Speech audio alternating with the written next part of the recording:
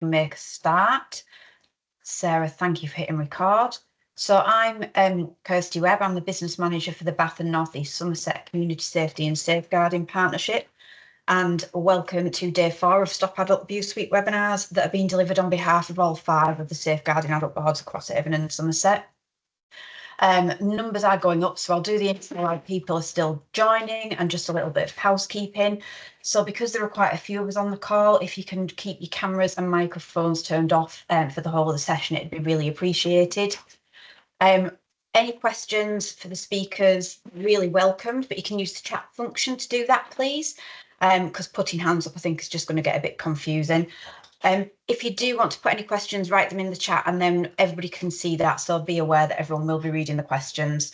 There's an option in Teams for you to use the live captions and subtitles, and those can be switched on by each individual user. Only you will be able to see the captions if you do switch them on. The session is being recorded, and a link to all of the recordings for the week will be made available through the Keeping Bristol Safe Partnership website, and the local safeguarding adult boards will also be sharing links to those webinars. There's going to be an evaluation form added to the chat in the last few minutes of the meeting, and we'd really appreciate if you could complete that for us. It should only take a couple of minutes. So just to give you a quick briefing of today's session, we're going to hear from Dr. Alison Gardner, but it is going to be a recording. Now, Dr. Gardner is a researcher from the University of Nottingham, and she leads on a study exploring the complex relationship between cognitive impairment and vulnerability to exploitation. It highlights how factors like mental ill health, learning disabilities, and memory loss can increase risks of exploitation. She examines it in its broadest forms, looking at legal and economic to social and psychological pressures and how those pressures can limit choices and infringe on the rights of vulnerable individuals.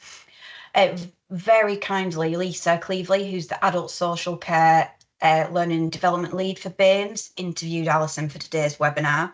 It was quite a long interview, so what we've done, we've edited it, so the questions that Lisa asked are going to appear on screen, and you'll have about half a minute to read those, and then Alison's responses are verbal. And then that should take us up to the halfway point, and hopefully Benjamin Stiles will join us from Counter-Terrorism Policing, and he's going to talk a little bit around prevent and channel and look at ideologies and a little bit about self-initiated terrorists. And then we'll take any questions at the end. We have got Alison's details, so if you do have questions directly from research, she's offered to take them for us. We just need to respond via email. Sophie, I will let you start with the first session, and Alison.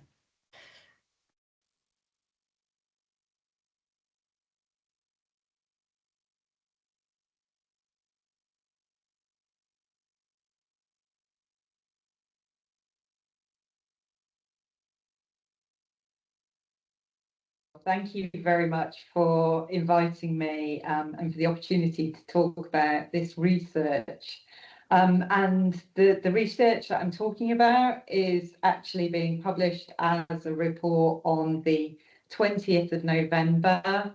And I'm sure Lisa will be able to share a link for that once we've got it up online.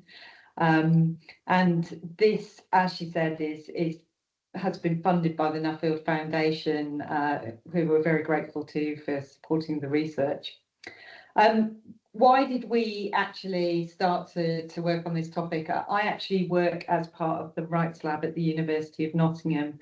The Rights Lab is an interdisciplinary research centre that focuses on practical research in order to tackle modern slavery and wider forms of exploitation.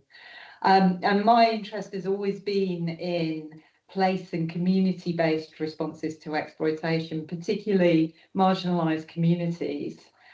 And a couple of years ago, I got a call from a journalist, and he said that he'd been listening to the Archers storyline, and he was very interested in it because it seemed to be talking about a case of labour exploitation.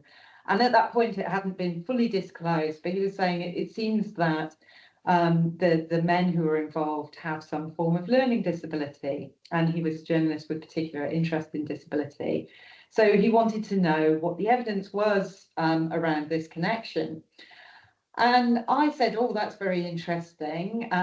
Let me go and look into it and I'll get back to you, thinking there would be an awful lot of evidence around. After all, this is something that's been anecdotally acknowledged for quite a long time. You can go back in cases that have been well publicised of exploitation. For instance, there was the case of Daryl Semester. There were a number of other cases that involved people who've been targeted through drugs and substance misuse, for labour exploitation. And these stories were coming up in the news, so I thought there would be evidence around being collected. But as it turns out, there are no formal collection mechanisms existing within our main data collection sources around exploitation that actually deal with this intersection. And so I got very interested in this. We initially conducted a pilot study in Nottingham, working closely with Nottingham City Council, and some evidence they had about people who were being referred to their slavery and exploitation team. And that pilot study, which is available online, found that in about 30% of cases, some form of cognitive impairment was present amongst people who were being referred to the service.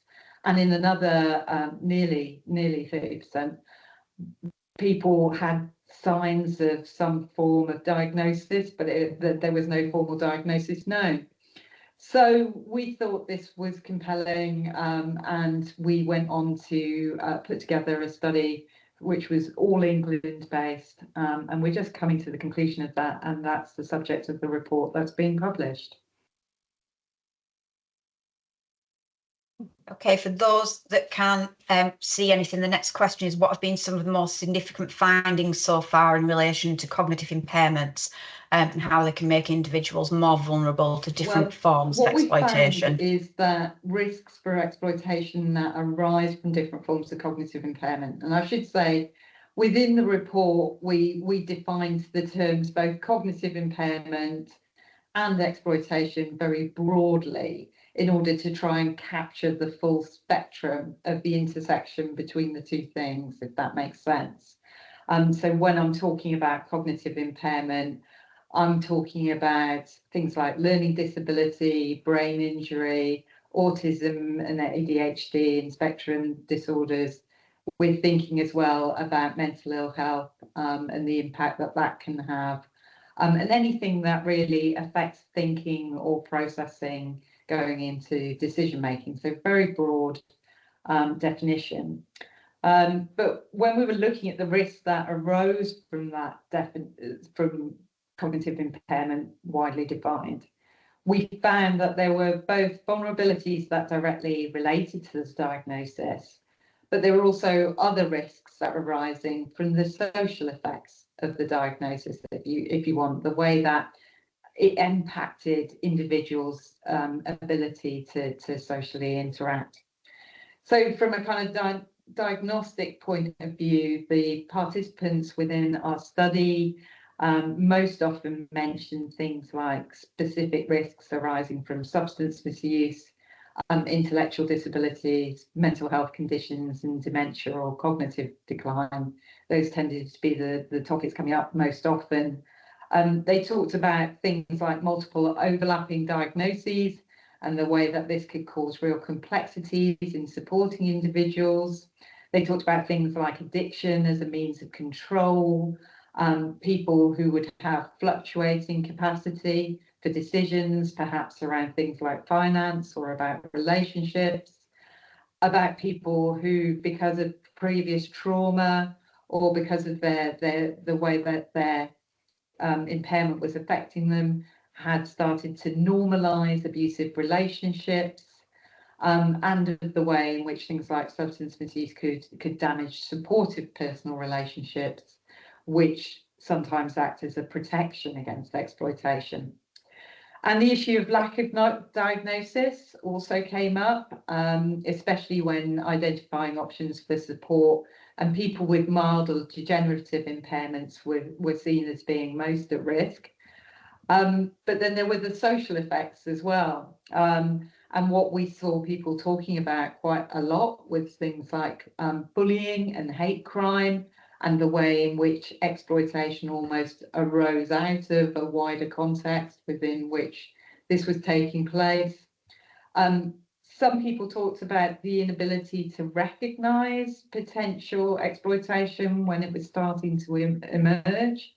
And we also found that sometimes people were exploited just because they were kind and generous, and tended to think the best of people. And then there was the issue of abusive relationships and quite toxic networks, and the importance as well of the presence of an exploiter. So it wasn't necessarily just about the cognitive impairment, it was about people being targeted because of their cognitive impairment. Did any findings emerge about county lines specifically, and are individuals with cognitive impairments at particular risk in these situations?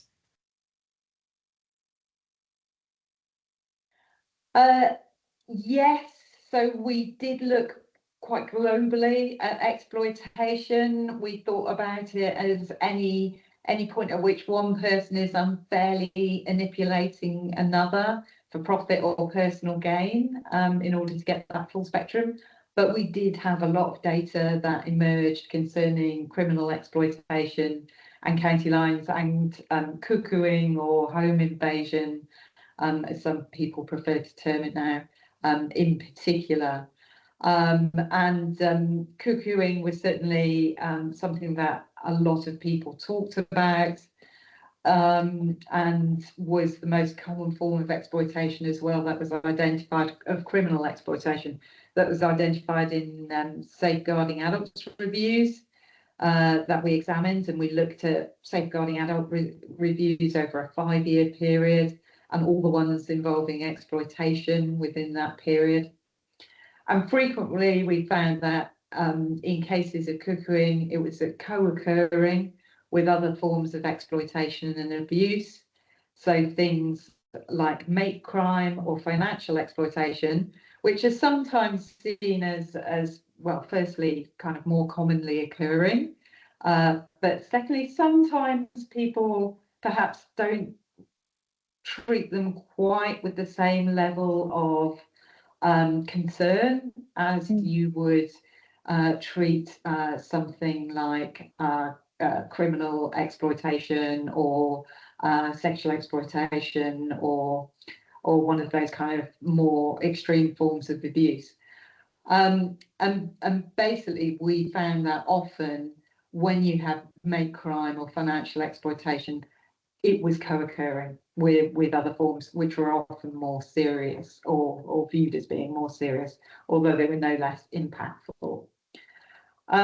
One of our interviewees described how cuckooing, home invasion was massive in their area, and exploitation could involve a sort of a chain of exploitation. So it was partly about vulnerable adults being targeted in their homes, but often the young people who were going into those homes to exploit others were being exploited themselves.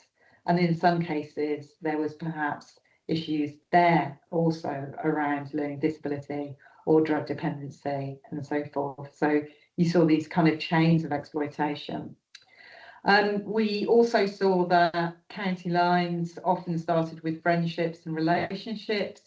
So one of the things we really wanted to flag out of our research is that it sometimes isn't recognised that adults can be groomed in the same way as we now recognise that children are groomed. And especially when you have a form of cognitive impairment, in some cases, that might mean that the social impact on your ability to make friends, to make strong networks. And so you could be more susceptible at that point to relationship-based grooming. And I mean, the other thing that came out really strongly about county lines is that professionals just need more tools to help them respond. Firstly, in terms of clarifying the legislation, and we know this has been on the books, but it does need to be pushed through.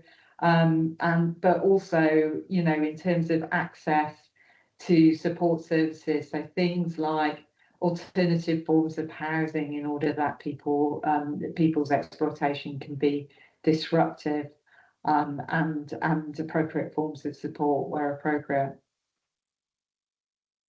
Were there any particularly surprising insights from the data?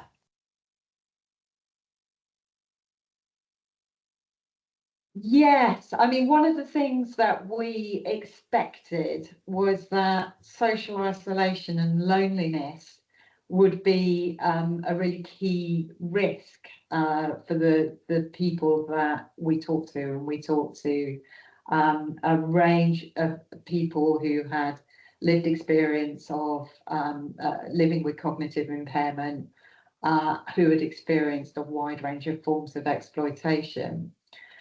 But actually, our analysis showed that it was the presence of social networks, albeit harmful ones, that was often a kind of key factor in exploitation. So we'd been expecting social networks generally to be protective, but it's not always the case. And indeed, it makes sense in a way, because there has to be a perpetrator there.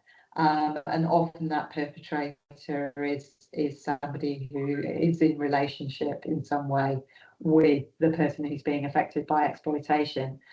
And we noticed that at present, in responses to exploitation, there's often not a lot of attention paid to perpetrators. And this came through as well in Safeguarding Adults reviews. And we think that attention to the role of perpetrators is really important, and dealing with perpetrators, and not just about sometimes, the adults who are affected by the exploitation are seen as the problem themselves, but actually we should be locating that problem with the perpetrator. From your research, what common patterns or indicators emerged in cases involving cognitive impairments that social workers and other professionals should be aware of?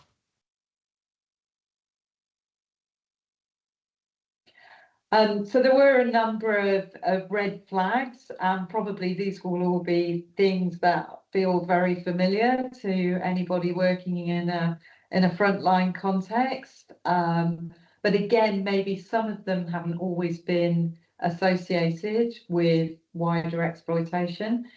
So the first red flag that was noted for us, and this came through interviews that we did with practitioners, but also through a survey that we did with practitioners, were things like financial problems, or when somebody's moving from a secure financial situation to a less secure financial situation, or some element has changed in their status. So that can often be a sign that perhaps something is going wrong. Things like poor living conditions or self-neglect were very frequently observed alongside exploitation. And again, that in some cases, people are taking it as perhaps somebody can't look after themselves, but that might be because they're being prevented from looking after themselves, or because they are attending to somebody else's needs before they're attending to their own. Non-engagement with services, outright hostility in some cases, often very, very difficult as a barrier to get past, obviously, and especially when we're thinking and talking about adults, where they have a right not to engage with our services if they wish to. However, non-engagement with services could be a real red flag that somebody is controlling them coercively and trying to prevent them from getting help. So it's not necessarily a signal that we should step back from safeguarding, especially where exploitation is suspected.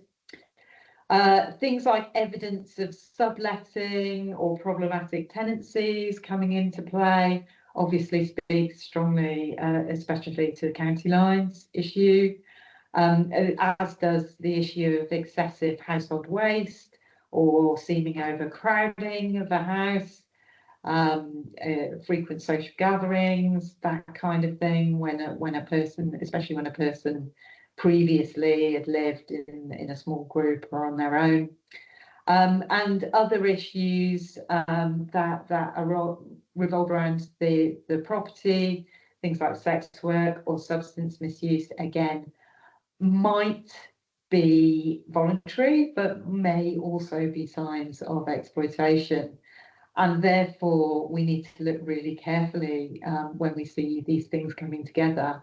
And as I mentioned, and this probably comes on to something that I will talk about in connection with your next question a bit more. Yes. We need to look really carefully at cases where we think people are making choices and think about, actually, is that choice really coerced? Based on your study, what are the biggest gaps in safeguarding practices for people with cognitive impairments, and what improvements would you recommend?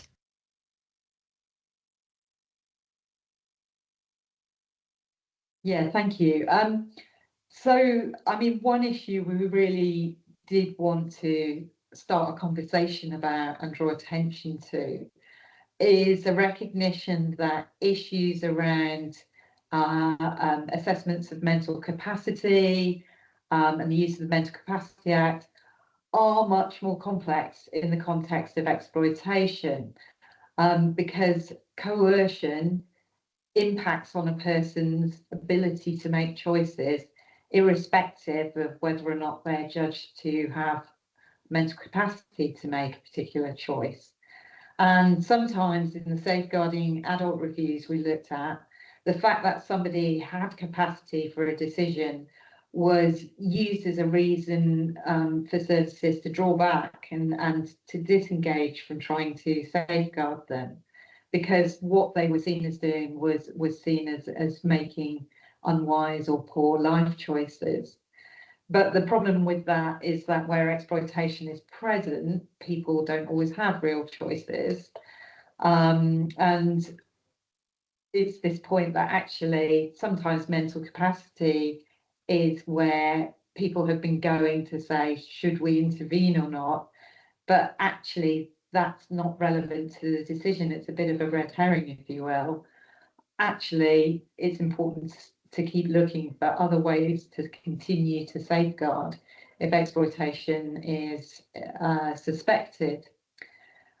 We also found that exploitation is sometimes viewed differently for those who are transitioning between children's and adult services. So behaviours that are viewed as exploitation when someone is a child then turn into another one of these unwise choices once those children get to adulthood, and that really needs to be questioned and challenged, where some, especially if some form of impairment is suspected or diagnosed, cognitive impairment. And we also often saw as well quite a lot of stigma and discrimination against vulnerable adults coming through in some of the reports, and also in what practitioners were telling us about experiences of working at the front line. And this particularly applied in cases where there were multiple and complex needs, or often the misuse of substances. It could mask other impairments and mean that they went unrecognised. And it often meant that individuals, when they were being exploited, they weren't believed, and that perhaps their case for justice wasn't pursued with as much vigour as it might have been if they had been a more, inverted commas, ideal victim. So we really wanted to highlight that good identification is key. We saw some really effective MARAC-style case conferences in action to look at adult exploitation. And these were found to be very useful in compiling evidence on a multi-agency basis, especially for the types of situations where people have a sense that something might be going wrong, but perhaps the evidence that they have wouldn't be enough for it to pass a threshold for police investigation or for support under the Care Act, and it's not meeting those threshold requirements. We need to have processes that build evidence towards those in order to understand whether or not we've got a full picture of what's happening in these sometimes very complex cases. And also, we just really wanted to highlight the fact that it's important to to prioritise access to support services and advocacy services. So mental health support, obviously, hugely important. Access to housing, substance abuse treatments, but also key preventative services such as early interventions for children and young people, especially when they've been through trauma, and the presence as well of things like advocacy groups and peer support. I'm very aware that some of these services, especially for people with learning disabilities, for instance, might have been services that have been very vulnerable to spending cuts in the last decade or so. But actually, these services should be seen as preventative services for exploitation. They can be hugely valuable in building people's personal resilience and making sure that further down the line, more serious issues are prevented from emerging. What are some actionable takeaways or strategies that social workers and other professionals could adopt to help protect individuals with cognitive impairments from exploitation?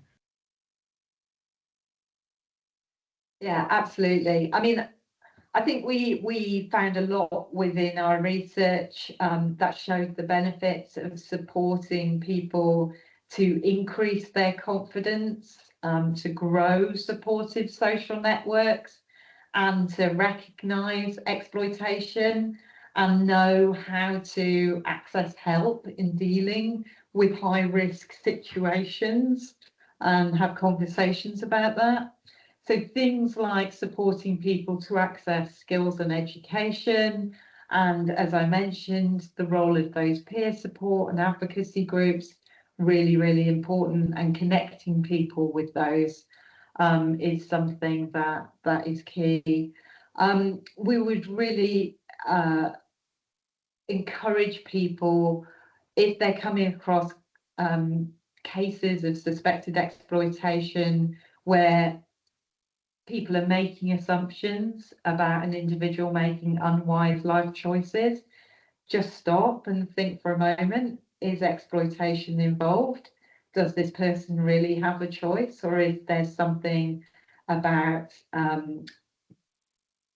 their situation that is preventing them from exercising choice?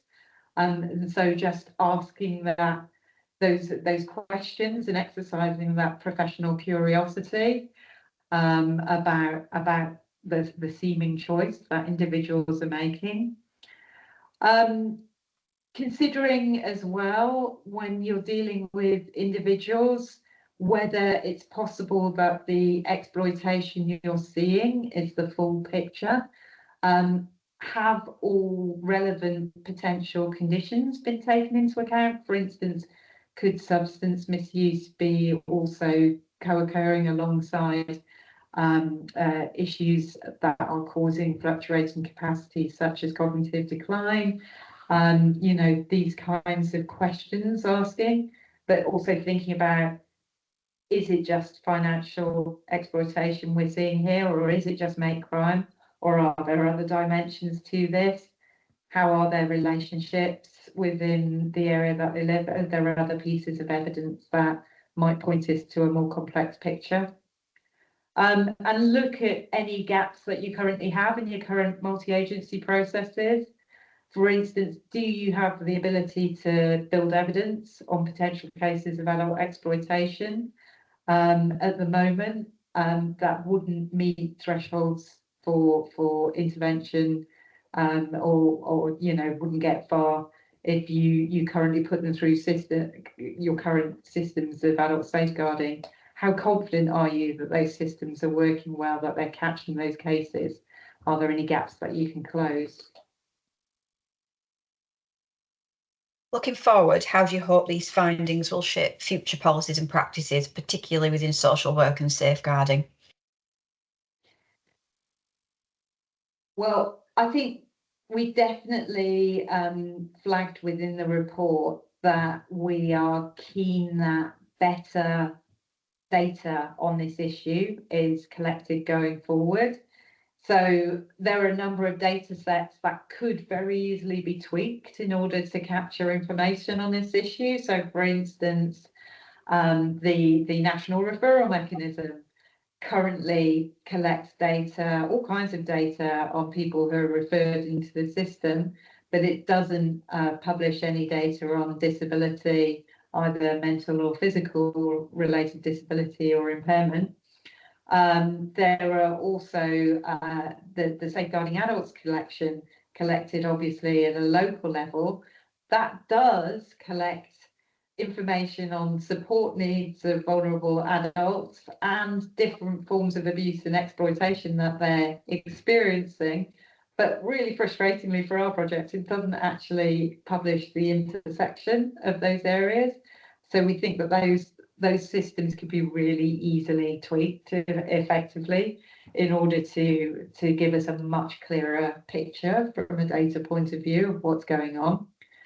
I think there does need to be some more clarity within legal frameworks. I mean, I mentioned the legislation that has been on the books around cuckooing, and I think that is an area that certainly people would appreciate more clarity and additional powers, perhaps.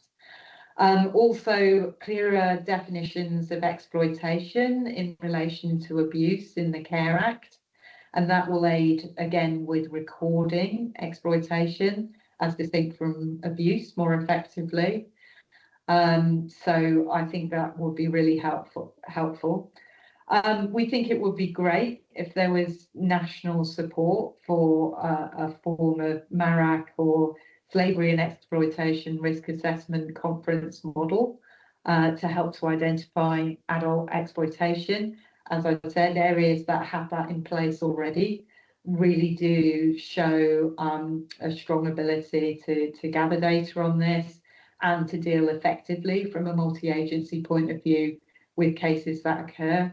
I would love to see some more investment, hopefully coming through from the government, particularly for some of what have become quite Cinderella services, I think, for adults affected by cognitive impairment and really valuing those services as preventative services. And I think there's an opportunity for us to revisit training around modern slavery, links with safeguarding, and also looking at this complex issue around coercion, choice and capacity. So just a small list we've put together for the government there.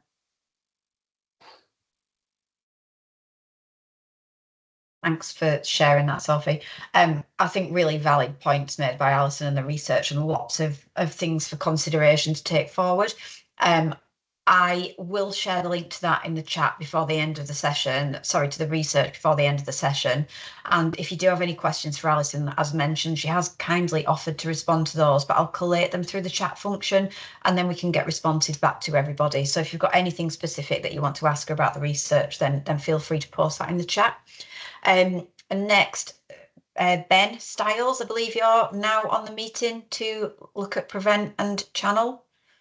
I am. I'm here. Oh, amazing, because I breathed a sigh of relief when you said you've just joined. I had a moment of thinking you wouldn't get your room on time, but I'll hand over to you. So brilliant. Thanks very much. Okay, I'm just going to share my PowerPoint. Let me get it right. Wait a second. Hopefully you can see me.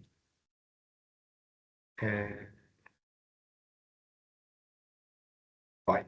Can you all see that? That's always a good start. If someone could give me a yay or a nay, that'd be fantastic. I can see that. Yeah, brilliant. Okay. Well, good morning, everybody. Good afternoon. Sorry, everybody. My name's Ben Stiles. I am a police officer. I'm a police the Prevent Inspector that covers Avon and Somerset, Gloucestershire and Wiltshire Force area. I come along today just to give you a brief overview, really, of prevent, what it is that we're looking for, how we're looking to prevent people from being drawn into radicalisation. But to understand prevent, we have to understand a bit more about ideology and a bit more about the ideology that exists within our current sort of lexicon of things that we're looking at. So we sit within the contest strategy, which is set out by the government in how the UK deals with terrorism. That's the truth of it. So with prevent, we sit at the front end, the most important one. I have to say that because I work for them. But also we have protect, prepare, and pursue. And they all do slightly different functions, but ultimately it's about how we as a country protect ourselves and also prepare for the worst should it happen, because we have to believe that however good we are at our job, there is still a chance that a terrorist incident will occur. So what I wanted to do today is just really obviously give a bit of an overview about prevent and radicalisation, but also touch on a little bit of pursue, because the pursue part is the intelligence part. It's understanding what the threat is. So everything that we do in counterterrorism police has to be covered by definition, and the definition has to be from what we call CT relevant. So it has to be considered by what is terrorism. So terrorism is the use or threat of an action both in and outside of the UK. It's just designed to influence a government. It's designed, or an international government organisation, or to intimidate the public. And that's one that comes up quite often. It must also be for the purposes of advancing a political, religious, racial, or ideological cause. And we certainly do look at the political and ideological cause more than anything else. So, spotting the signs of radicalisation. You know, what sort of things are we highlighting when we're talking about people? And we go from young people from sort of 12 to 13 years of age. Our key demographic is probably from about 15 up to about sort of late 20s. That's when people are highly susceptible to being drawn into radicalisation. So that's susceptibility. So some people, just by the very nature, could be susceptible to indoctrination. We do see a prevalence of mental health issues. We do see a prevalence of people that suffer from mental health conditions, and also a vast amount that are either suspected or on the autistic spectrum. And we do see a lot, especially in our younger cohorts.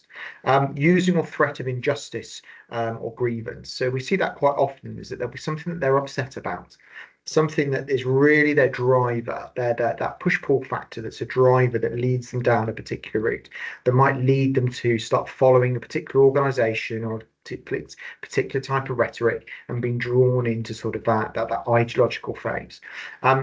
Transitional time or of life or personal crisis, we do see that. We see that especially young people in that sort of age range of, you know, sort of 15, 16, 17, 18, 19, you know, there's a huge amount of change going on with them. You know, they're going from being a child to being an adult, though some of them, because of maybe a condition or maybe a mental health issue, they're not quite, they're struggling with that transitional time, and they're looking for that sense of belonging, that sense of tribe, that sense of in and out, that in and out group that they quite often do.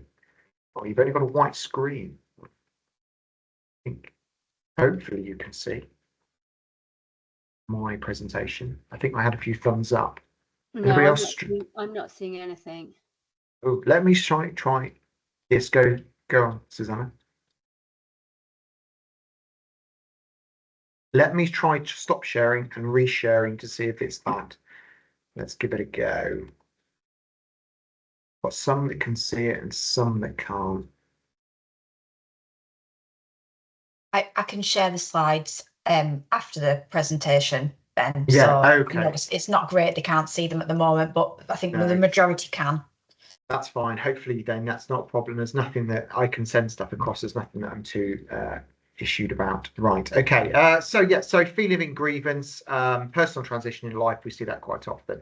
Influence or controlled by a group. Now, this tends to be more in an online space nowadays. The days of face-to-face radicalisation, though not completely disappeared. We are talking a lot about the internet, and I'll go on to talk a little bit about some of the sites that people are using. A lot of social networks involvement in extremism, a huge amount actually, I would say.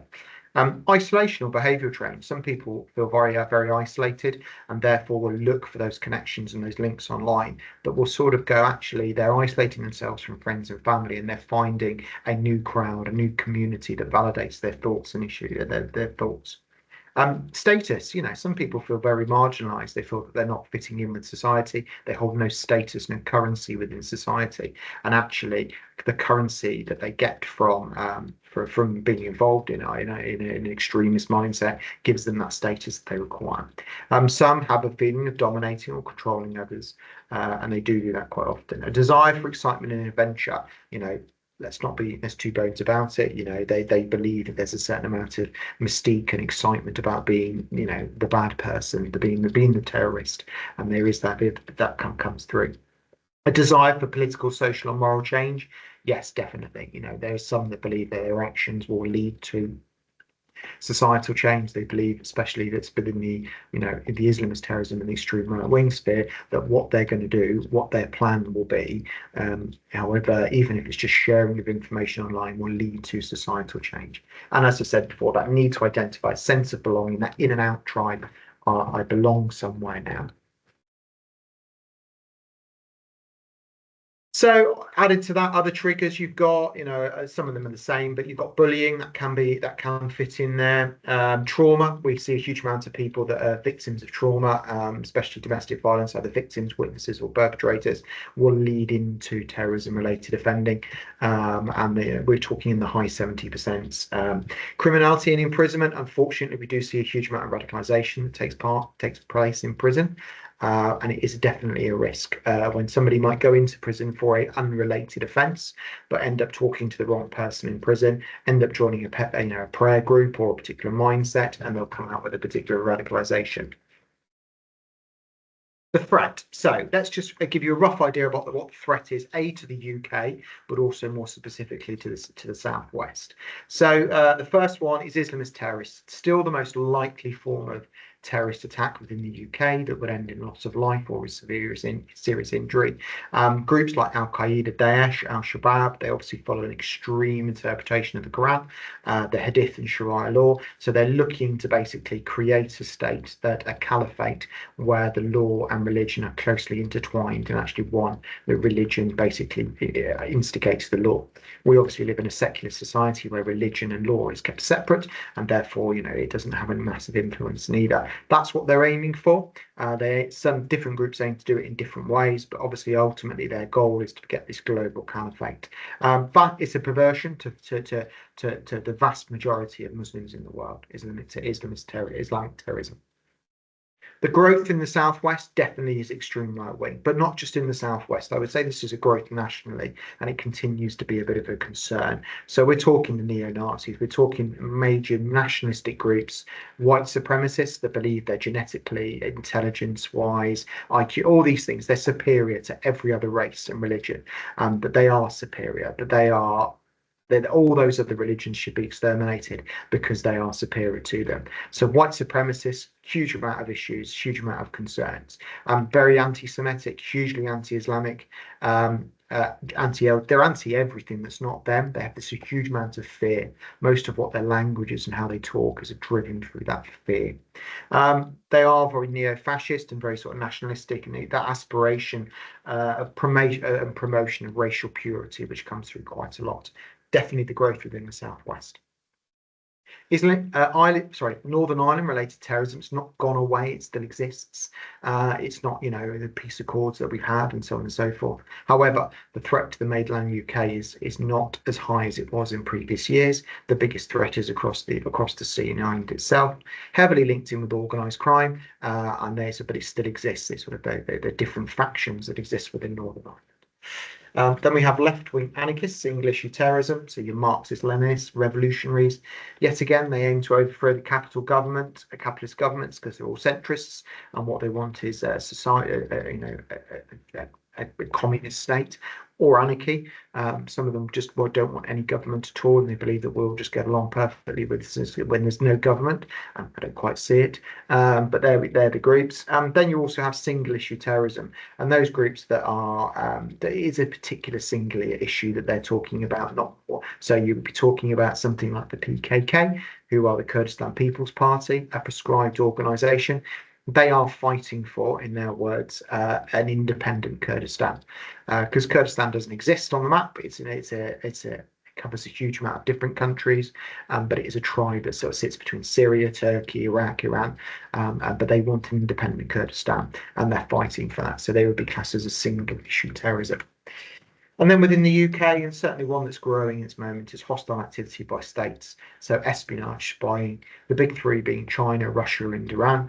They're all trying to do something ever so slightly different, and all trying to basically undermine our democracy, basically making sure that we harm our democracy in some way, so that we no longer become interested in what they're up to, and we become a bit of a third world power in ourselves. So if China can steal our secrets and then they can make stuff quicker, they can make stuff cheaper, and then they can mass market it in a way that we can't. Our companies that, people like aerospace and BA Systems and things like that will then fail because they'll struggle financially, and then therefore we will start to see a reduction in our democracy. But also it's about looking for dissidents across the UK, dissidents of the organisation. Certainly with Iran and Russia, that is the case, but also with China as well.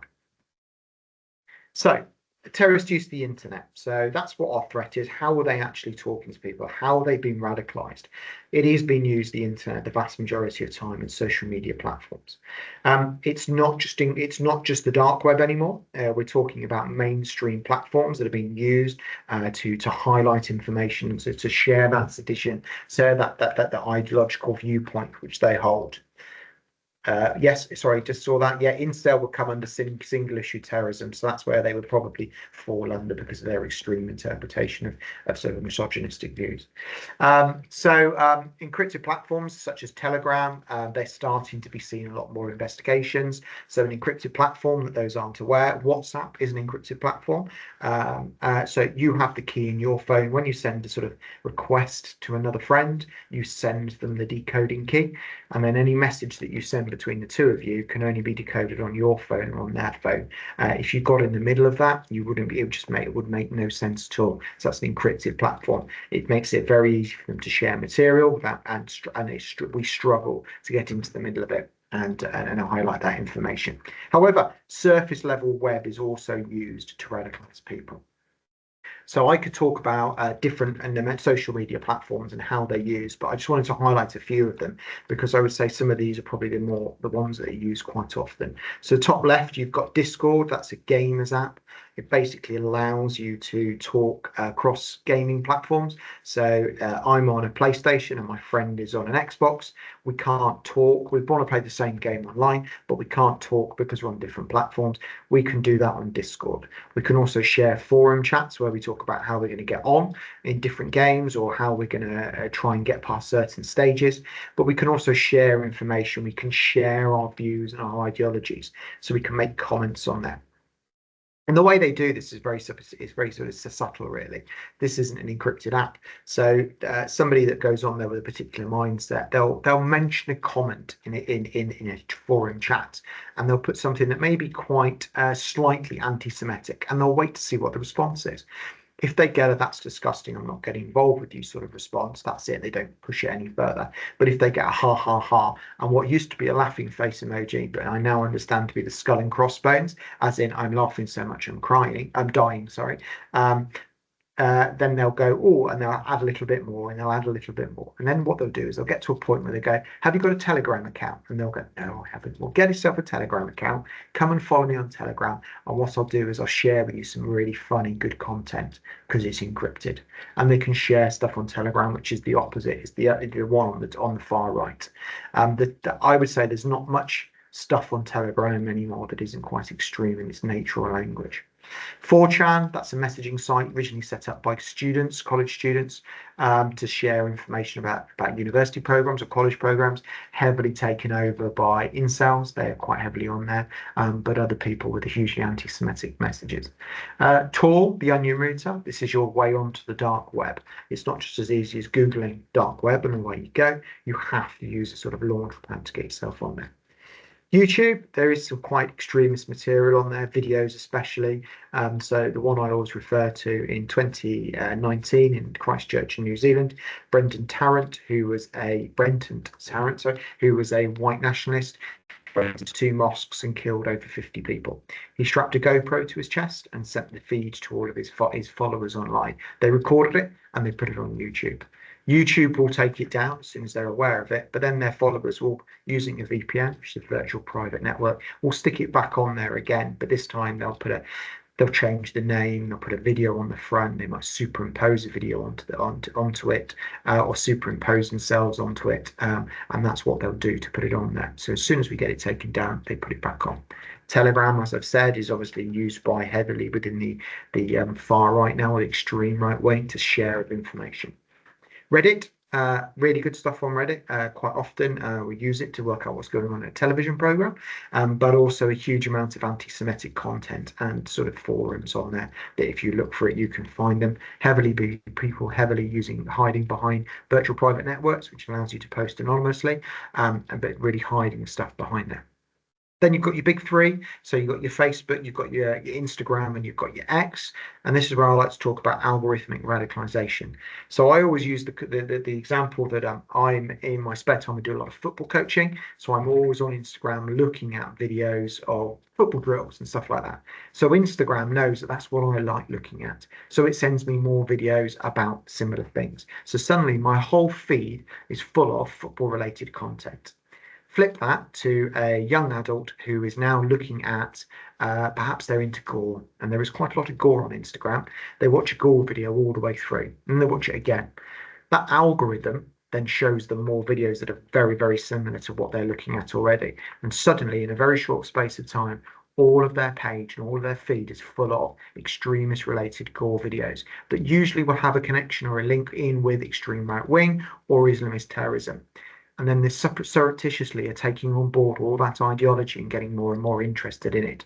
So that's called algorithmic radicalization. They won't turn the algorithms off because that's how they generate money, because it's how they generate adverts. They work out what adverts to send you, and that's what the algorithm does. However, they are getting more and more sort of conscious that they're being more and more trying to be more and more socially conscious and sort of reducing some of the risks down. But they do exist and they are there. Then you've got PlayStation, Xbox. Well, PlayStation, Xbox Live allows you to talk with other people that are playing on games and share. Yet again, it's that forum chat, that level of conversation, that's some of that wording that they'll use, and then that hook to then take them into encrypted platform spaces. So I would say, apart from perhaps Telegram, there is certain legitimate use for a lot of those. I suppose the dark web, the Tor is the question mark one. But it just goes to show that how the surface level web is being utilised by people, by radicalising nature's factions to try and encourage people to sort of step into a world, especially if they've got a particular grievance and they can work on that, they can pick on it, and they can function in there. So I just want to say sort of most vulnerable adults will go on to become what we call self-initiated terrorists if they do step into the mobilization to violence world. So a self-initiated terrorist is somebody that, though they sort of take the rhetoric or ideology of the group, they haven't joined the group, and therefore they're not being directed, they're not being influenced, they're not being funded by a group. They are making the decisions themselves and setting off on that path themselves. And vulnerable people are very susceptible to becoming self-initiated terrorists because they'll get very fixated on something. They'll get that sense of belonging that I talked about, and the sort of things and the way that they can do it and the methodology that they'll use. Firearms are notoriously difficult, especially illegally held firearms, to get hold of in this country. Really, really challenging. But they will try and get hold of them if they can, but they are very challenging. More likely to use bladed weapons because, people have kitchens, people have knives that they buy in a quite legitimate purpose, and then they use them to carry out an attack. The first photo, shoots Brendan Tarrant in New Zealand. Second one is the Westminster, when he crashed some people on the bridge and then went into the sort of Parliament itself, the Westminster Palace of Westminster, and stabbed PC Keith Palmer. And then on to improvised explosive devices. Now, it is actually quite challenging to make a bomb. Because you have to get the mixture just right, you have to get the component parts just right, and you have to sort of get the detonation, you have to get all these different things that make it challenging. So actually the chances of somebody building a bomb are actually more and more remote. And also the chances of them building a bomb and getting it right first time are even more remote. But however, vehicle as a weapon, really useful. You know, it's a really easy one for them to do. They can get their hands on a vehicle. They can then, you know, it's an easy way to, you know, to cause mass injury and mass casualty. And that was this one's a photo from Finsbury Park Mosque in London, where Darren Osborne hired that van in Cardiff, drove to London and drove into the worshippers outside Finsbury Park Mosque. Not his original target, but he very quickly changed his target. And then a chemical attack, though this is not a self-initiated terrorist, this is a picture from Salisbury. It could be, and the use of chemicals or acids or alkalis to squirt into people's faces cause a huge amount of fear and danger, you know, fear and risk, could be utilised by somebody who was considering setting forth on that path. What sort of targets are we talking about? Well, we're talking about crowded places, you know, the biggest, you know, chance of recording a huge amount of damage. We're talking about, you know, the bridges, we're talking about, that was the Ariana Grande concert, though he wasn't a self-initiated terrorist. But we're talking about those crowded spaces and those sort of things that they would lose because it's massive impact. It's the biggest impact that I can bring with my attack. Religious institutions, people obviously have a huge amount of issue with other religions, especially when they go in polar opposite to their own. So Brendan Tarrant, obviously that's the mosques in Christchurch in New Zealand. Second one is actually from Exeter, where somebody tried to firebomb the synagogue. He failed, set himself on fire, but he was obviously trying to set fire to the synagogue.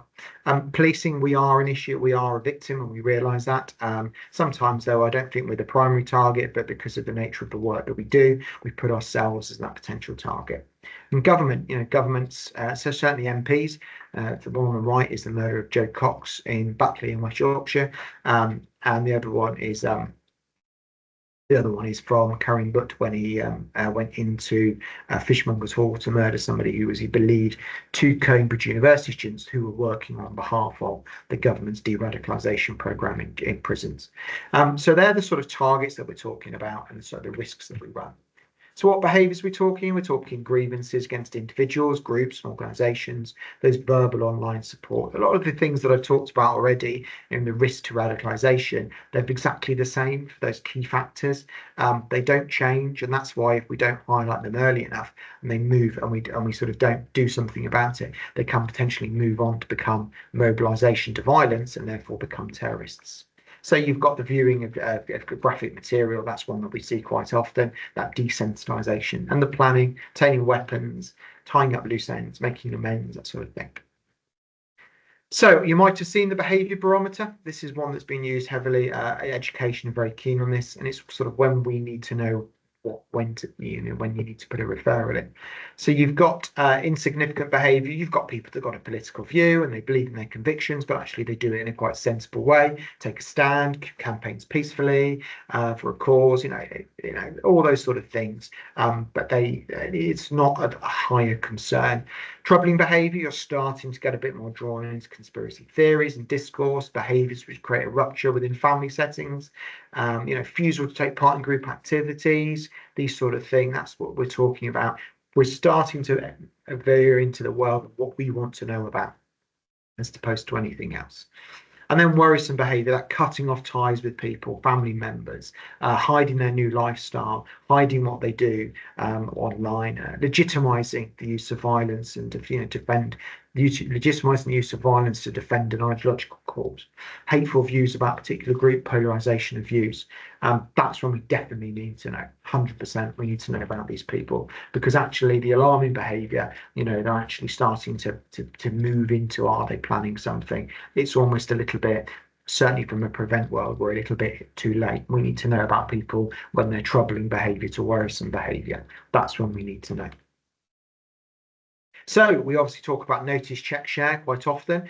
So when you notice a concern, what are you doing with? Who's involved? What sort of concern are you dealing with? Can you ask some questions in house? Why do you feel that individual is vulnerable to radicalisation? Is what sounds of context for them? Check with it. Go and talk to a DSL. Go and talk to somebody that might have a little bit more knowledge of the work prevent. Share that concern with somebody that you can discuss it with. And if you're not sure, you can share it with us, and we can give you some advice before you start filling in a national prevent referral form. But if you do have that concern, make sure you share it. Make sure you fill in the correct form, send it off to us, make sure that the correct people are aware of that concern so that we can then take that forward. So what do we do within Prevent and within Channel? So we obviously take that referral, we do a number of different assessments all the way through, which I won't go into, but eventually the ultimate aim for Prevent is to put somebody into Channel. When we go into Channel, we can offer a huge amount of support around that person. We try to mitigate the risks of them being further drawn into radicalisation, but what we can also do is we can offer the use of an IP, which is an intervention provider, who will be able to talk to them on an ideological basis. So, you know, why do you believe the way you think the way you do? Offer that counter narrative, sort of really tease it out of them to try and then change their mind and let them see it from a different viewpoint. And that is a whistle-stop tour of Prevent and the world in which we live in. If you need to get hold of us, that's our Prevent email address. I put all of the ones in the Southwest there because we do cover the whole of the Southwest, but I would say preventsw@avonsomerset.police.uk. That is the best one to get hold of. We will offer you advice, even if you're not sure. We'll come back to you, we'll have a conversation with you. We'd much prefer to do that than you umming and ahhing, sticking a referral in and going, I'm not quite sure, because then we know it's a huge amount of work, whereas actually we can give you some guidance at an earlier time. So please don't feel that you can't email us. The email box is monitored Monday to Friday. We will come back to you. Just give us either an email address or a phone number. We'll pick the phone up, have a conversation, or we'll email you back and we can discuss it with you further. And that's me. If there are any questions or if anybody's got any particular comments to make, then please do ask. Ben, thank you so much. That was a real whirlwind trip, and I know I asked you to condense it because we had Alison's research to get in. That was great, and actually we haven't lost that many people when we hit the 1 o'clock mark running off to other meetings. So if anybody does have any questions for Ben or for Alison that they want us to collate, not a problem at all.